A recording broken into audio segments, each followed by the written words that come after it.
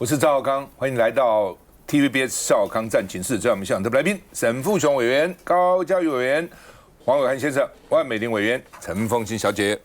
习近平到北韩，金正恩夫妇在机场迎接他，仪式非常的盛大欢迎啊！葬仪队高声呼喊：“祝习近平同志身体健康！”哦，祝身体健康，仪队哦。那另外呢，他这个习近平提出反霸4个建议。反霸哦，因为其实老共从一开始就是反霸啊。那另外呢，这个他到北韩去，没有提朝鲜半岛无核化哦，没有提说啊，大家不要再这个要无核啦等等，不要发展核子啊等等哈。新华社说，双方在历史的新起点。他到的前一天，金正恩的妹妹叫金宇正，重申北韩的核武计划不容妥协。谁也不要想来干涉我们，这个习近平不要来谈核，我们就是要发展我们的核武哦。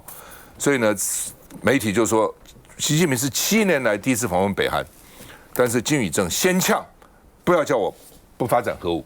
所以中国、朝鲜、俄罗斯这个轴线压力升高。为什么呢？因为美国啊，这个跟其他的这些国家，日本啊、南韩啊，他们也是一个轴线哦。那另外呢，这个。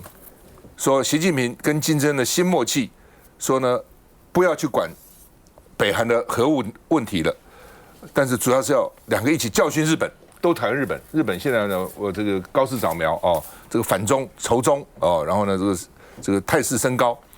那另外呢，习近平访问北韩，他们说我干嘛去？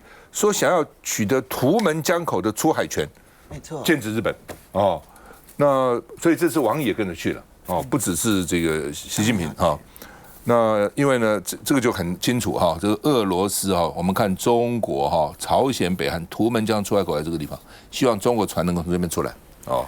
那另外呢，这纽西兰在去演习，模拟登陆北韩2栖这个攻击，因为呢，南北韩边境哦，其实只有38度线，那是非常近的，跟台海不一样。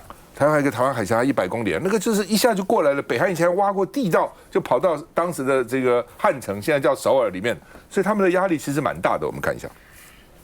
大陆国家主席习近平搭乘专机从北京首都机场起飞，8号中午约12点左右降落平壤机场。央视秀出画面，北韩领导人金正恩以及夫人李学主亲自到场迎接。金正恩的招牌拍手姿势加上笑脸，看来心情很不错。习近平时隔7年再度访问北韩，夫人彭丽媛也是继2024年5月出访欧洲后，再度与习近平一同出访。同行的还有政治局常委蔡奇，还有外交部长王毅等人。在朝鲜劳动新闻发表题为“继往开来，砥砺同行，续写中朝传统友谊崭新篇章”的署名文章。出发前，习近平在北韩劳动新闻发表文章，强调今年是中朝友好条约签订65周年，近年与金正恩共会晤6次，将一同反对霸权主义，反对复活军国主义。 시 주석은 출국 전 북한 노동신문기고문에서 패권주의와 강권정치를 함께 반대한다고 밝혀 대미 견제 성격을 공개적으로 드러냈습니다. 이 대만 문제와 한반도 정세, 미국의 인도태평양 전략에 대한 공동 대응 메시지가 나올 가능성도 있습니다. 韩联社分析，双方的会谈内容中可能会提及台湾问题。 央视下午3点报道，习近平与金正恩正在平壤锦绣山迎宾馆举行会谈，双方是否会有新的战略协议备受世界关注。姚晨怎么看？我想最近几年来重要国家的元首来访，最不受重视的就是习近平去平壤。谁在乎啊？这是老大7年没去了，所以去自家小弟的家里走一走。 那他还没出门之前，这个金小胖的脾气，他们已经摸得很熟了。所以其实不要金宇正事先喊话说核武不能放弃，他们老早知道。所以他去的目的，你看他发表的这个声明里头，他们什么中方强调是要军事啊、外交啊、政治方面要加强沟通，这个是无血无肉的东西啊。今天北韩穷得要命。 人民生活辛苦的要命，连在像关税啊、像物资、民生物资啊，就给点好处都没有，完全没有。那你看那个北韩方面呢，就重申对一中的这个认同。我觉得这一点我是要劝习近平啊，你今天要让全世界人都同意，全世界只有一个中国，这个你的目的老早已经达到了。所以你一再强调，不管来的是大咖，像法国的总统啦，像德国的总理啊，那还有话讲，连金小胖这种小家伙是你的自家小弟，也要重申这一点了。可见什么？可见你也可以讲说是习近平非常没有信心，也可以讲习近平非常重视这一点。就是说，除了中国之外，世界上不能有第二个中国，或类似中国，或是其他一个政治团体，但是它有主权象征，这点绝对。所以你这一点呢，他是间接回答了你最近在节目里头啊大喊说台湾不会独，台湾讲不独啊，你就放弃武了吗？他不相信了。他真的不相信，而他真的很在乎，他真的很在乎，就迟早这个台湾有一天得逞啊，变成主权这个象征，扩张到让他不能忍受的程度。我觉得他其实大可不必了，又何必这样呢？不这样你要这样一再不管大小都要他重申一次，显得你的小家气。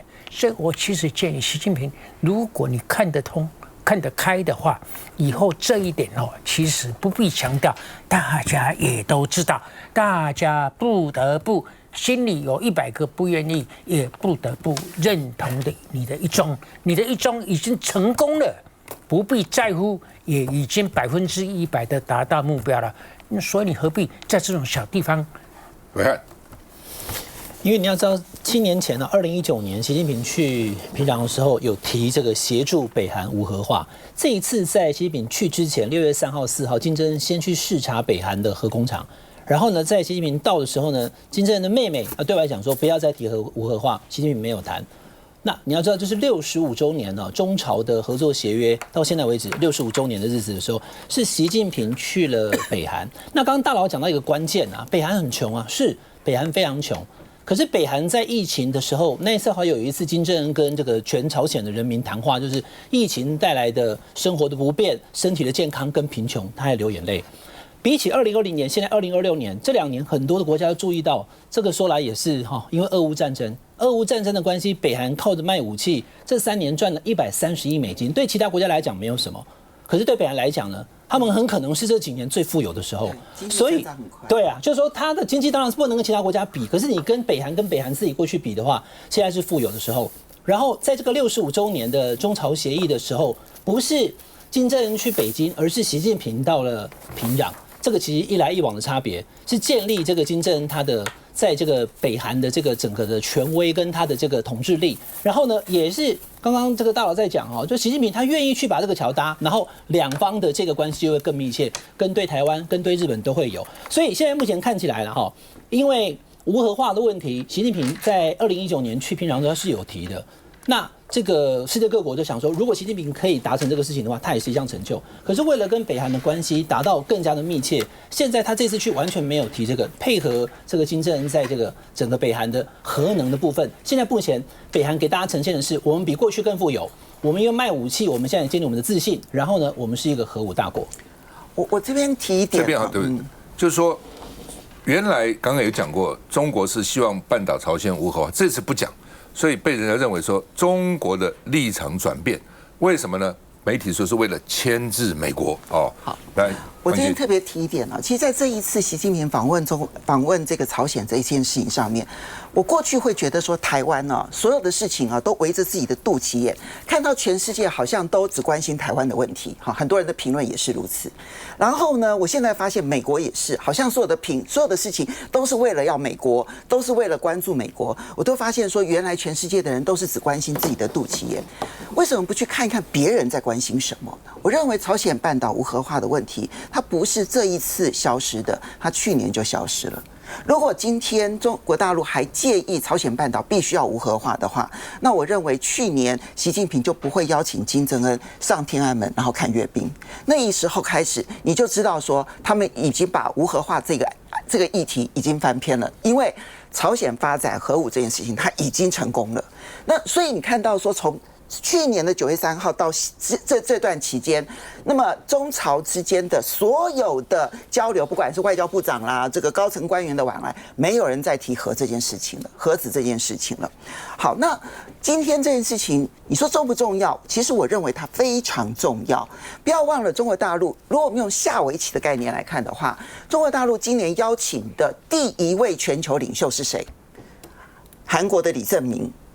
习近平第1次出国访问是去朝鲜，这对他来讲为什么重要？我曾经跟大家说过，我说对中国大陆来讲，最关心的事情，其中很重要的就是邻国的关系，他一定要让朝鲜半岛是和平的，而且是跟随着他的。我觉得这对他来说非常的重要，所以对美国来说，关心的就是核武的问题，可是对中国来说早就已经翻篇了，那是美国媒体关心的。那他真正关心的是什么？那么其实你不要忘了，在这一次他特别提到的，其实中朝这个友好合作互助条约里面其实是有隐含着共同防御这个概念的。可是这里呢有几个事情啊，他们有提到说经贸的、农业的、科技的，还有边境口岸的全面复通，民航航班的全面的开通，这些事情才是这一次习近平非去不可的原因。因为整个的这一个亚洲的东北这个地方，有朝鲜、有韩国、有日本。对于习近平来说，他要把握住李在明这个时间窗口。李在明他是北向政策的延续的人，他对朝鲜其实是相对友好的。他如果利用着朝鲜半岛能够和平化的话，其实反而重点是，那美军在韩国的驻军还需要这么多吗？还需要这么多的基地吗？而图们江的出口其实极为重要，因为那是中国大陆唯一一个可以直接通往日本海的，当然牵制日本。那现在在就是普丁去中国大陆的时候，已经联合声明里头提到了图们江的，因为这个在出海口的部分，俄罗斯跟朝鲜他们盖了一个俄朝的一个这个友谊大桥，那个高很低，所以呢很多的这个船舰是不能够通往出来的。如果这一座桥能够改建，当然不管是俄罗斯的案子，或者是跟朝鲜提的案子，都是中国大陆会规划，中国大陆会出钱，然后中国大陆会新建啊。做好了新的大桥之后，那么整个的船舰的通航将可以非常的顺畅。那对于整个的中国大陆的东北3省的经济出海口，还有包括了军事战略上牵制日本，当然影响都是非常大的。所以为什么习近平会把第1次的访问给了朝鲜，又为什么会第1个邀请的是李在明？其实朝鲜半岛是中国大陆整个大的围棋布局当中很重要的一环，对日本影响很大。那台湾能够不关心吗？中国其实现在是朝鲜最重要的政治跟经济的支柱。因为当然过去几年朝鲜是卖了武器要好一点，但是它现在是目前世界上承受最沉重的国际制裁。外交上也被人家大家孤立啊，所以北韩其实是很辛苦的啊。那虽然川普没事就讲说我跟金正恩是好朋友，但是嘴巴讲讲而已啊，经济也没有放松制裁啊，其实都没有哈。所以呢，为什么习近平去北韩对就是中国对这个我们叫北韩，他们叫朝鲜，是非常重要的。我们需要再回来。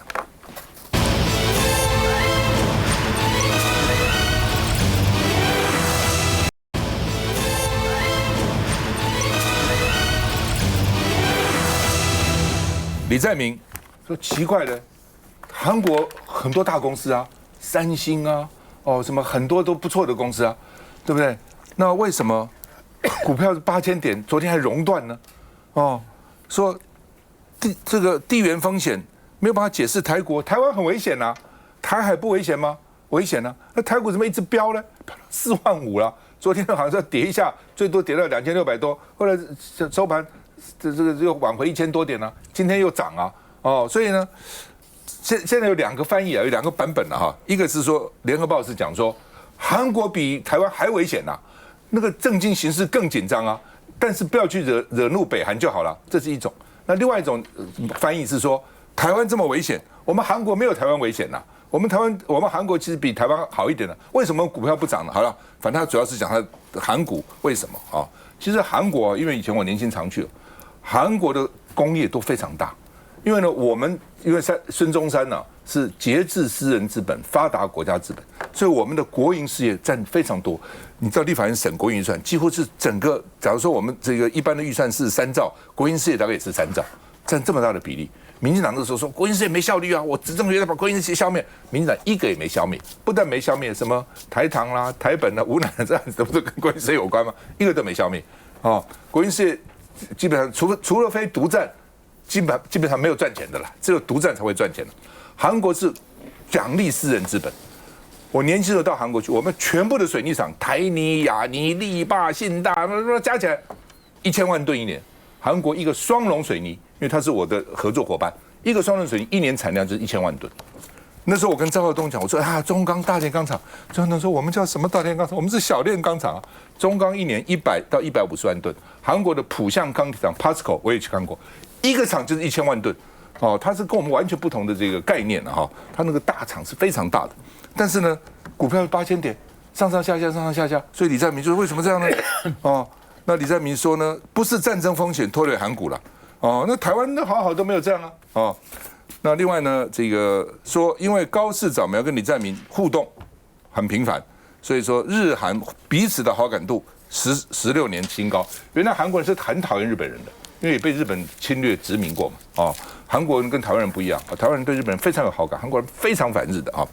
那另外呢，这个《金融时报》说，美国对台湾的政策是没有改变的，但是呢，他到底有多少决心来保卫台湾，大家有疑虑，主要因为川普到底怎么样搞不清楚啊。那另外呢，这个美国前国防部长奥斯汀说，他不认为中国会武力犯台。但是习近平倾向透过胁迫台湾屈服，就是不战而屈人之兵最好嘛，我干嘛去打你呢？哦，但是问题是台湾那么容易就屈服吗？管碧玲昨天说海巡在，主权就在，因为最近那个日菲的那个渔权的问题啊，我们好像都没管，还说外交部还肯定被骂了以后说哦，我们也派人去。昨天管碧玲说海巡在主权，我就笑嘛，我说这不是讲废话吗？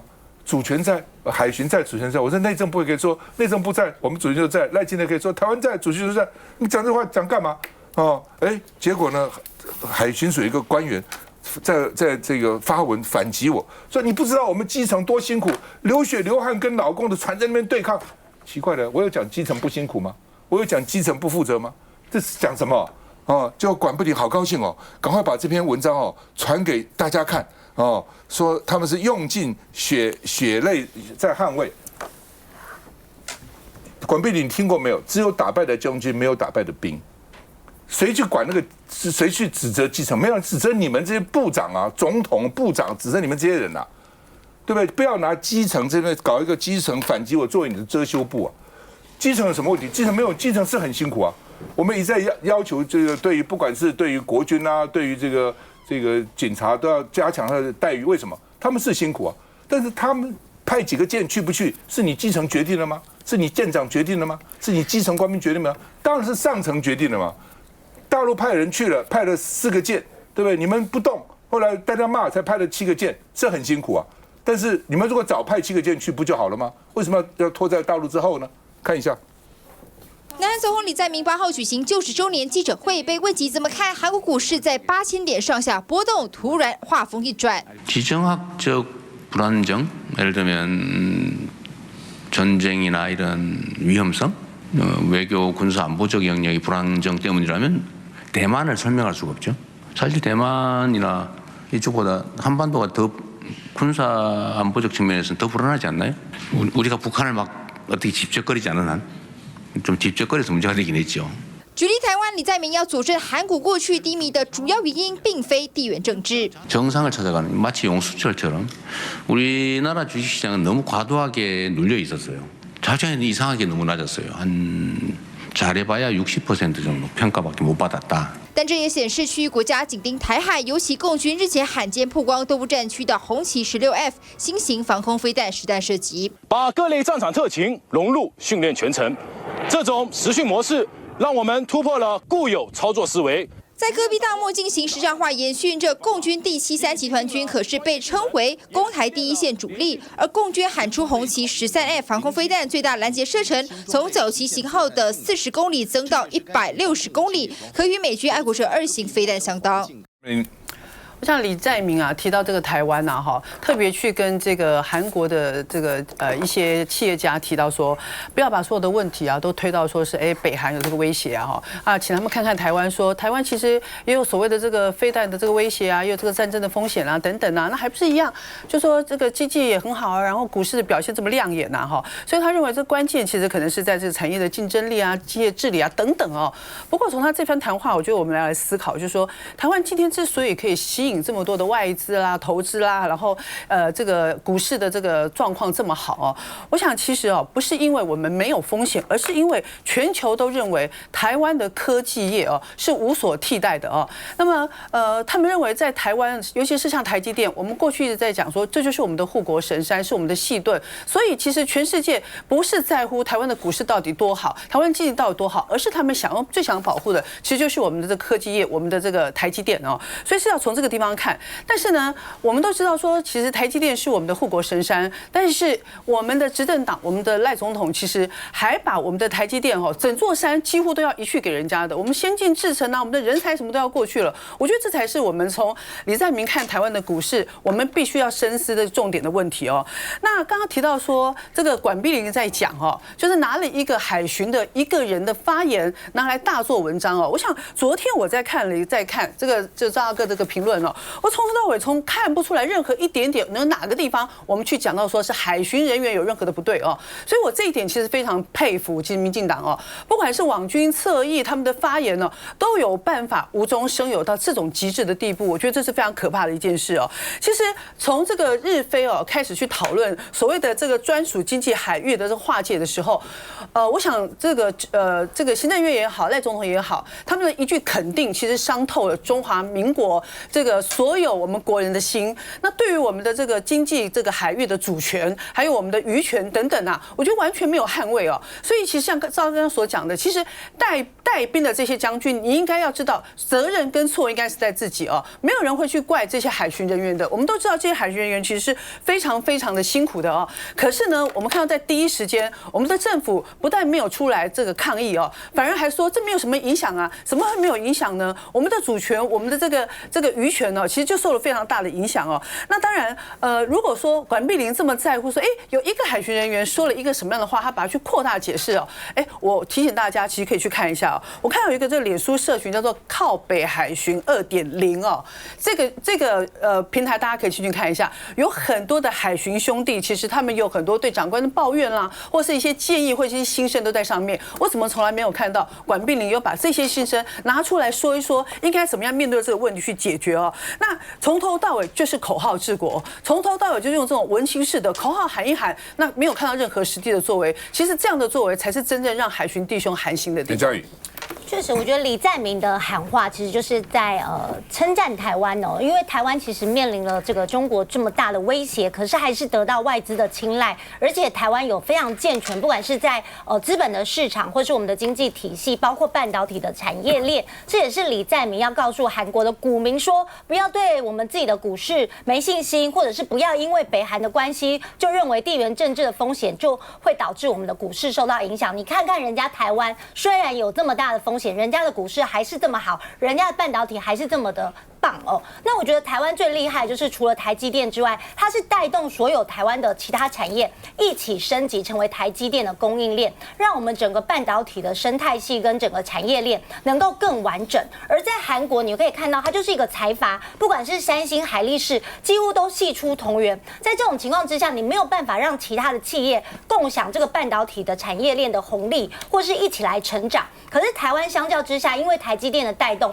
其他的产业跟着成长跟升级，这个才是台湾整个产业链形成最重要的原因。那讲到海巡的问题，当然同时我们也知道说，台湾的海巡真的很辛苦，因为现在第一线面临很多中国的海警啊，或者是这个军舰的灰色侵扰，其实是最常去面临这个风险跟必须要时在第一线去面对问题的人。所以我们除了给海巡加油鼓励，当然赵大哥讲的是政策面，怎么样去避免跟预防。可是你看中国动不动他现在有一个什么海上交通专项执法行动，就跑来我们的海岸这边，然后派船来。那我们的海巡呢，还要说这是我们中华民国台湾的经济海域，请你们立刻离开。可能第一线一不小心就一触即发。所以我觉得怎么样去给海巡更多的支持跟支援，让他们可以去面对中国这样子的灰色侵扰，还能够维持台湾的尊严跟国歌，这个是最重要，也是政府责无旁贷的责任。休息一下再回来。美乃的。